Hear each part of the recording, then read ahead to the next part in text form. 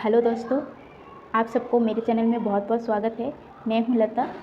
आज मैं आपको 32 साइज़ का प्रिंसेस कटिंग ब्लाउज का ड्राइंग में क्राफ्ट कॉपी में समझाना चाहती हूं। और ये देखिए, जो मैंने पहले भी कहा था आपको ब्लैक क्राफ्ट कॉपी में कैसे आपको समझाऊंगी, क्योंकि अभी मेरा मशीन नहीं है, इसलिए मैं इसी में आपको समझा सकती हूँ। और पेपर कटिंग भी ड्राइंग के बाद समझाऊँगी। सो मैं अभी फ़िलहाल आपको साइज़ बता दे रही हूँ। को अगर आप सिलाई कर रहे हैं तो इस साइज़ को देखकर ड्राइंग कर सकते हैं। डिटो वैसे ही आपको कपड़े में भी ड्राइंग करके, अगर सिलाई आता है तो कटिंग करके स्टिच कर सकते हैं। तो मेरा जो ब्लाउज़ है, अभी ए वाला साइज़ मेरी, तो उसने मैंने कहा, मुझे मेरी स्टूडेंट ने रिक्वेस्ट किया है कि मैम मुझे कस्टमर मिला है और आप में हमारे पास थे तो पूरा मतलब बेझिझक बिना डरे कटिंग करके हम लोग सिल देते थे, लेकिन अभी आप उड़ीसा चले गए तो थोड़ा डर लग रहा है। तो मुझे साइज़ सेंड की है, तो मैं अभी उसको इसका ड्राफ्ट कॉपी में ड्राइंग आपको समझाऊंगी, ताकि आपके साथ वो भी देख के कटिंग कर सकती है।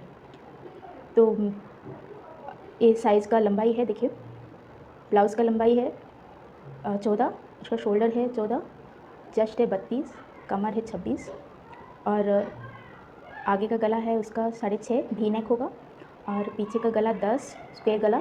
यहाँ पे लिखा गया है कि बैक हुक होगा उसका, क्योंकि हमें बैक हुक या फ्रंट हुक अगर करेंगे तो उस ड्राइंग करने से पहले हमें एक्स्ट्रा मार्जिन दिया जाता है। हाँ, और ये हाथ का लंबाई है 8.5 और उसका लूज है 10, आर्म का गोलाई है 16, एपेक्स पॉइंट है 9.5 और एपेक्स टू एपेक्स पॉइंट हो गया आपका 7.5। बाटी उसको लगाना है ब्लाउज़ में। तो देखिए, मैंने यहाँ पे करेक्ट निशान दिया है 32 साइज़ में। ठीक है, आप 32 साइज़ में, सॉरी यहाँ पर 32 साइज़ में 36, ठीक है, 32 साइज़ में 36 साइज़ का बाटी लगा सकते हैं। और अभी फ़िलहाल तो उसका 32 साइज़ में 36 साइज़ का बाटी लगाना है। आप उसमें 38 साइज़ का भी बाटी लगा सकते हैं, लेकिन उसका एक रीज़न है कि आप 36 लगा सकते हैं, 32 भी लगा सकते हैं, क्योंकि ना किसी को थोड़ा बड़ा बाटी चाहिए था तो 38 भी लगा सकते हैं। अगर 38 बाटी लगा लिए तो आपको यहाँ पे चेंजेस करना पड़ेगा, जहाँ पर आपका एपेक्स टू एपेक्स पॉइंट 7.5 है, वहाँ पर जहाँ पे एपेक्स टू एपेक्स पॉइंट आपका 7.5 है, वहाँ पे आपको 8 लेना होगा, क्योंकि हमारा जो शेप का जो गैप रहता है फ्रंट में, तो 36 साइज़ का बाटी हमारा इधर इतनी सी जगह में जो पॉइंट हम लेते हैं दोनों साइड, इतनी सी जगह में सेट हो जाता है। ठीक है, अब जहाँ पर हम अगर ये इससे थोड़ा बड़ा साइज़ लेंगे तो उसको और थोड़ा सा बड़ा प्लेस चाहिए। ठीक है, तो हमें ये एक बाटी को सेट करने के लिए हमें ए पॉइंट को बढ़ाना पड़ता है, समझ गए। सो इसीलिए मैंने ये दोनों साइज़ में से हमें अगर किसी एक को लेना है तो ये दोनों में थोड़ा सा चेंजेस आ सकता है। ओके, तो अभी हम चलते हैं ड्राफ्ट कॉपी की तरफ, क्योंकि हमें उसमें आपको ड्राइंग समझाना है। तो हम बैक पार्ट में 14 में 1 प्लस करेंगे। तो 14 में 1 प्लस करके हमें हमारा कितना आता है, पहले 1 नंबर पे पॉइंट देंगे यहाँ पर फर्स्ट, उसके बाद हम 15 नंबर पर, ये देखिए ले लिया। हमें क्या करना है, देखिए मैंने क्या कहा था, 6 में डिवाइड करेंगे तो हमारा आर्म का लेंथ है, जिसका भी जो साइज है, चेस्ट साइज जिसका भी जितना है, उसको हम 6 में डिवाइड करेंगे तो जितना हमारा आएगा वो होगा आर्म का लेंथ। तो हमारा आर्म का लेंथ आ रहा है 5.3, मतलब अब 5.25 भी ले सकते हैं। तो देखिए 5.3 पे हम एक मार्जिन लेंगे। ठीक है, फिर हम लेंगे एपेक्स पॉइंट हमारा 9.5 पे एक लाइन खींचेंगे। फिर हमारा लास्ट कमर का साइज़,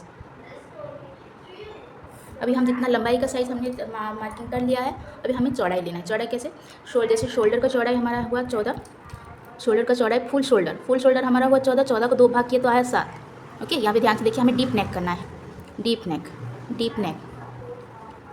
नेक का फॉर्मूला कैसे होता है, फुल शोल्डर हमारा 14 है, 14 को हमने डिवाइड किया 2 में तो 7 आया, 7 में से हमें 2 माइनस करना है, 7 में से हमें 2 माइनस करना, जितना भी आएगा हमारा शोल्डर, डीप नेक का शोल्डर आएगा। तो यहाँ पर मैंने कितना लिया, 5 लिया, तो इधर भी हमें 5 लेना है। अब इसके साथ इसको मिलाना है। ओके, अभी हमारा चेस्ट हमारा कितना है, 32 है।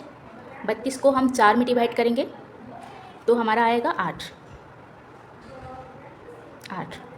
आप एक्स्ट्रा मार्जिन 2 इंच भी ले सकते हो, 1.5 इंच में भी ले सकते हो, वो आपका मर्जी है, ठीक है। तो मैं मैक्सिमम 2 इंच लेती हूँ क्योंकि कस्टमर का ज़्यादातर फरमाइश रहता है कि हमारा हेल्थ अभी कम रहे, आप थोड़ा कपड़ा ज़्यादा रख दीजिए, तो मैं बाद में लूज टाइट कर सकती हूँ, ओके। तो मैंने यहाँ पे 8 इंच और 2 प्लस करके 10 इंच ले लिया, ओके। टोटल हमारा लेंथ हुआ 10 इंच का। अभी हमारा FX टू FX पॉइंट कितना आया, 7.5। 7.5 को हम अगर 2 में डिवाइड करेंगे तो हमारा आएगा 3.7। 1 2 3 3.7, आपका 4 में से कम, ओके। अभी इसका सेम नीचे तक मार्जिन दे दीजिएगा। अभी यहाँ पे स्ट्रेट लाइन खींच लीजिए। अभी आप देखिए इसका लेंथ कितना है, एक नीचे से अगर आप देखेंगे 1 2 3 4 5 का 5.5 लगभग आ रहा है। अगर आपका डीप नेक है, बैक साइड अगर डीप नेक है तो आप इसका लेंथ कम कर सकते हैं, ठीक है। इसका लेंथ जो टेकिंग का मार्जिन हम देते हैं ना, इसको आप कम कर सकते हो। अगर आपका डीप कम है, जैसे 7 8 है 6 है, तो आप इतना लेंथ टेकिंग ले सकते हैं। लेकिन हमारा तो डीप नेक है, 10 तक डीप नेक है, तो हम क्या करेंगे 2 इंच कम कर देंगे नीचे, ठीक है। 2 या 1.5 इंच आप कम कर सकते हो। मान लो यहाँ से आप नीचे से 4 इंच तक ले सकते हो टेकिंग का लंबाई, 1 2 3 4, ठीक है। यहाँ पर हो गया। अभी आपका चेस्ट का हो गया, FX टू FX का पॉइंट हो गया। अभी आप कमर का साइज़ देखिए। कमर का साइज़ हमारा है 26 को हम 4 भाग करेंगे तो आएगा 6.5। 1 2 3 4 5 6 6.5।